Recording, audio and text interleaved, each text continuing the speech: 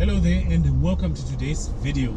Now if you follow me for any amount of time, you might have seen this vehicle already on our channel, where it came sometime last year.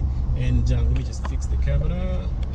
Okay, where it came sometime last year, I think sometime in July, sometime when his winter had just started, and it had a problem with an AdBlue system. They put diesel instead of AdBlue, and then that killed the entire system, right? So a year later, the car is back. Now it has got DPF issues. I know back then we even advised the customer to say, look, you're going to run into DPF issues. Why? Because these Fords, I think of all vehicles that we've encountered, we've seen that Fords are the worst, right? The DPFs, in a short period of time, it goes bad, and when it goes bad, sometimes the car won't even start. It will just start to misbehave. So I mean, I know there's still another video that I'm going to upload very soon, where we had obtained one of these 2019 Ford Transit Connect, and the problem, again, it had a DPF issue, and this time we actually had to tow it out of a basement simply because it couldn't start. And these were brand new cars. I think they were not even driven more than what, 5,000 kilometers, something like that, right? And it's the same story with this car. This car, if I look at the odometer reading, it's 5,258, right? And it has got a badly, and when it came to us, it already had a badly clogged DPF. So right now, as I'm producing this video, I'm actually testing the vehicle. I'm on airport road. I'm just doing some endurance runs.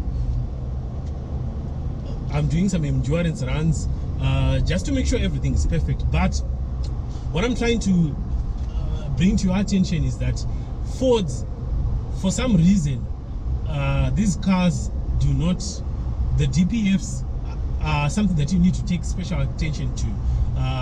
Particularly these cars, what we've seen is that they don't like to be used over short distance runs. They don't like being used, because for this car, I can see it hasn't been driven from the last time that it came to us. It hasn't been driven that much.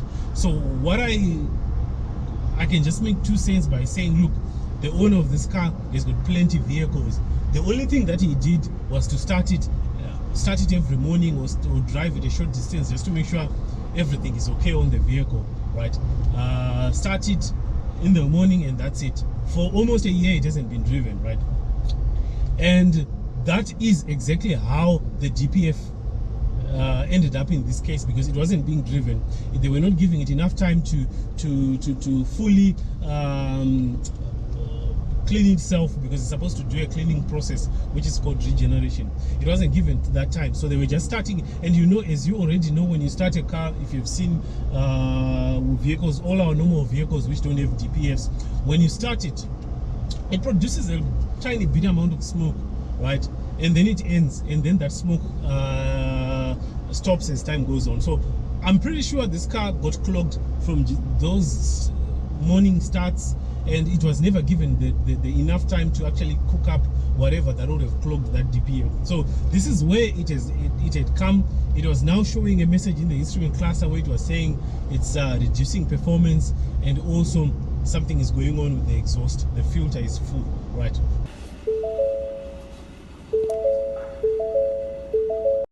So just as we told them last year to say that, look, the moment that you see it give you the early signs of a DPF, bring it through, right? That's exactly what they did. They brought it through, and what we've done is we've eliminated that DPF system.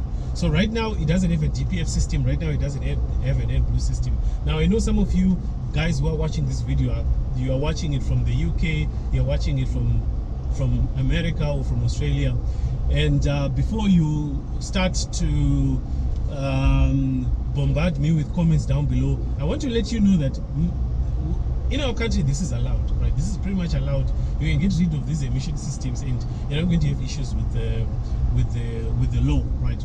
Because already we are making same vehicles without the emission systems, right? A similar Ford Ranger that we are assembling in South Africa, right, will come without an AdBlue system, it will come without a DPF system. So if I import a car from the UK, if I import a car from Australia, I can pretty much do that conversion any day, anytime, and that is no problem whatsoever. In fact, I recommend it for people who buy these Fords, because these Fords have a tendency of not starting at all when the DPF has become clogged or damaged, badly damaging the turbocharger. I've seen that before, right? So if you find yourself having a problem with the DPF, contact us. We've put our numbers. I think if you look in the description down below, there's a link to our website. You get our contact details there. You contact us, we should be able to help you. But yeah, that's pretty much it. And right now I'm testing the car. Everything seems fine. I put my foot down and I'm gone. Right? Feels much better.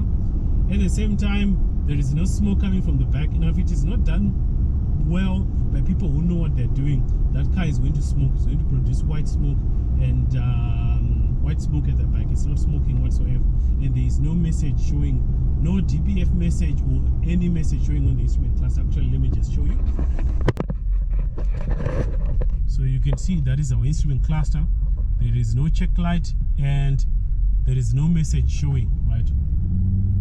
And if you look at the back, I don't know if you can see on the mirrors, we are not shooting any smoke, because usually they'll produce white smoke. There is no smoke coming from the back. This car is running beautifully. It's running beautifully. Put my foot down and we're gone. So thank you very much for watching. I'll see you next time.